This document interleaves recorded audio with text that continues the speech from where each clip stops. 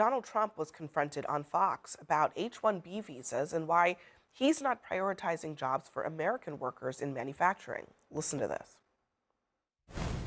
And does that mean the H-1B visa thing will not be a big priority for your administration? Because if you want to raise wages for American workers, you can't flood the country with tens of thousands or hundreds of thousands of foreign workers. You also do have to bring in talent. When we have plenty of talented people here. No, you don't. No, you don't. We don't have talented people here? No, you don't have.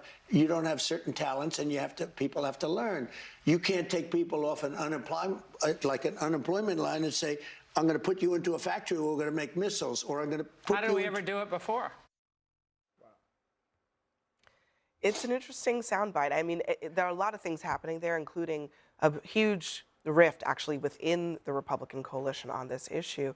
But that's that piece where he says, no, you don't. You don't have the talent, in response to her question.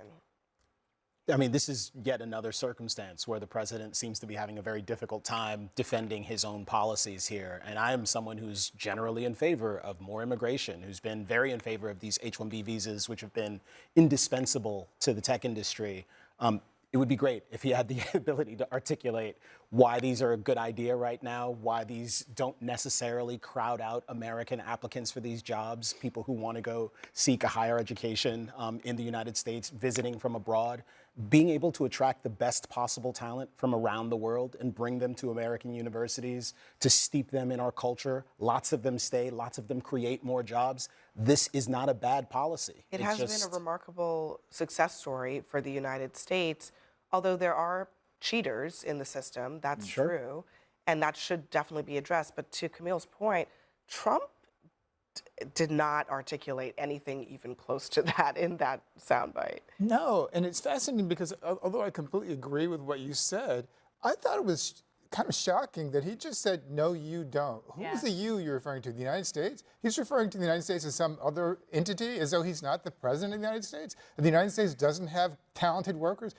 First of all, I agree there are not enough workers here in the United States to be able to do all those jobs. But the president of the United States just said that you, the United States people, don't have enough good, talented people in your country.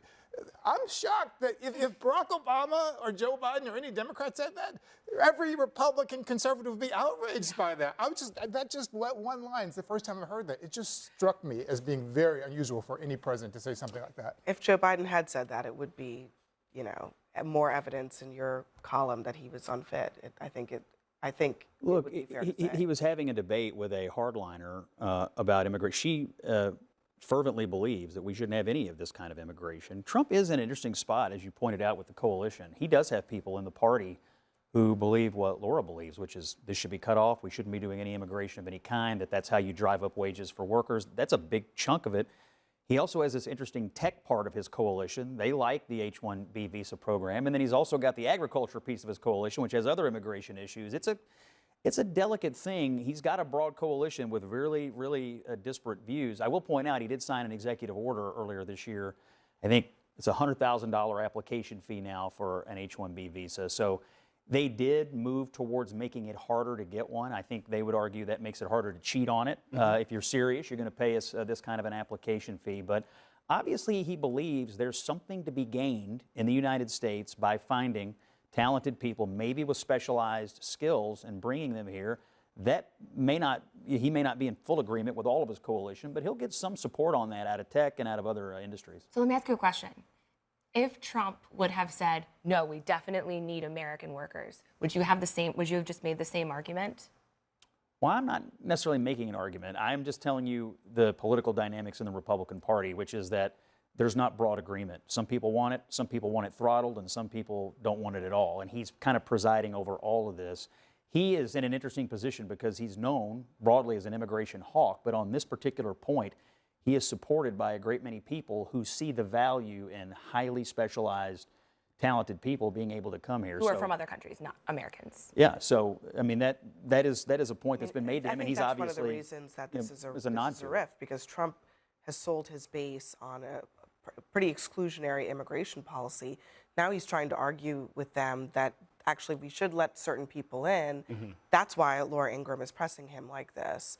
And he's not really even articulating to Camille's point again, he's not really saying clearly what the policy ought to be. He's just saying we don't have talented people in the United States to do these jobs, which is not true. But, I mean, it's also just a failure. Are you to arguing that we articulate. shouldn't have H-1Bs? No, I'm just saying what he's saying, that we don't have talented people, is just on its face untrue, but there's a role for H-1Bs that he could argue for, but he didn't. I He- interpreted it as I him mean, saying there's I'm not room trying for, to put there's room words for in his more mouth. talented He just didn't people. make the argument. When I was listening to it, and I listened to it carefully, I was interpreting his answer as, look, we have needs and room for the most talented people we can get. Now, it will be under the framework of his executive order, meaning you have to pay a pretty significant fee to get one, which I think they believe has controlled this to some degree. But my interpretation of it was, hey, if there are talented people that can come here, they want to be here, and they're not gaming the system, that's something we ought to look at. That's how I interpret it. He just said, no, you don't. And he said you'd have to get people out of the unemployment line here in order to get them into the jobs that are high-skilled jobs. That didn't sound like what you just said. No, he was obviously saying Yeah, I that think if you there have is if you have an huge gap unskilled between worker, what you're saying and what Trump no, actually if there's an said is unskilled the worker point. who's Yeah. unemployed versus a highly trained or highly educated, engineer, physicist, those are two different kinds of people who would be taking two different kinds of jobs. What he said is objectively true. You couldn't pluck anyone off the street and put them in a high-tech, highly specialized, high-trained area in that moment. Maybe you could train them over time, but if you have someone that's already trained that wants to pay $100,000 to come here and you could do it, why wouldn't you? And for the skilled type workers, he does advocate for apprenticeship programs, right? That's the cornerstone of trying to train the American worker to do the jobs in the American factories as the manufacturing base starts to grow. This sucks for you guys because Trump has put you in a very difficult position because as my colleagues have said here, right, if Joe Biden or any other Democrat would have said this, you'd be like, that's ridiculous. I don't know you very well, but I can assure you that the condition of Donald Trump being the president versus Joe Biden in no way, shape, or form sucks for me or Jim. I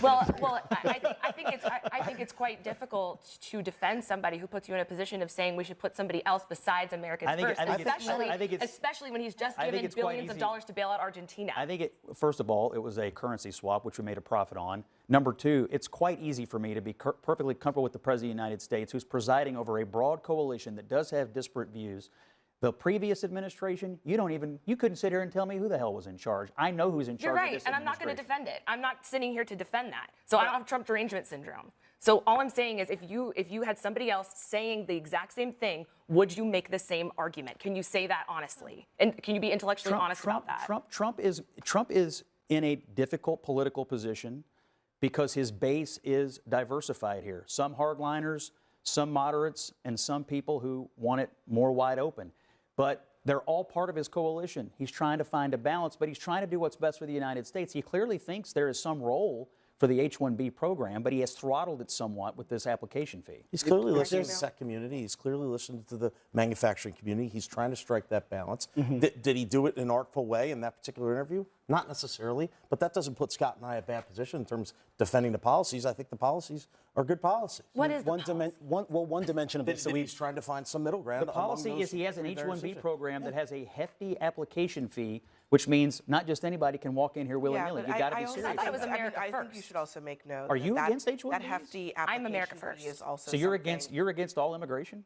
No, of course not. And I'm not against H-1Bs either. What I'm against is pretending that you are somebody that you're not, pretending that you believe in something that you're not, trying to sell the American people on something and pretend like you were supporting it the entire time, and then putting you guys in a position to defend something that you definitely wouldn't defend if it were any other person. You said you're America first. I just don't think that they're mutually exclusive. You can be America first and also recognize that there may be times you could import talent from other countries that makes America stronger. We've done that for Totally, decades. but that's not Donald Trump's position. It's usually. literally what he just said. Today. It's literally what he just said. I mean, I also think that this is not unique to H-1Bs. There are a lot of types of labor that immigrants actually do in this country that help the United States economy. And Trump doesn't seem, I guess maybe the home health workers and the hospital workers haven't gotten to him yet, but those immigrants also count Well, too. the seasonal workers who used to work in Mar-a-Lago got to him because he used to hire undocumented immigrants all the time until he got busted for doing that. And he had no problem shipping jobs overseas to produce his products. But, now he runs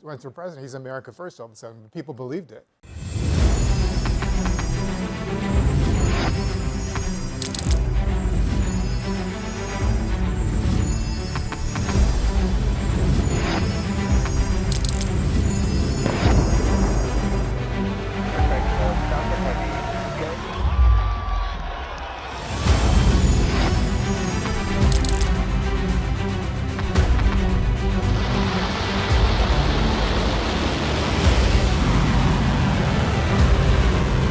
fighting so long and so hard that they don't know what the they're doing.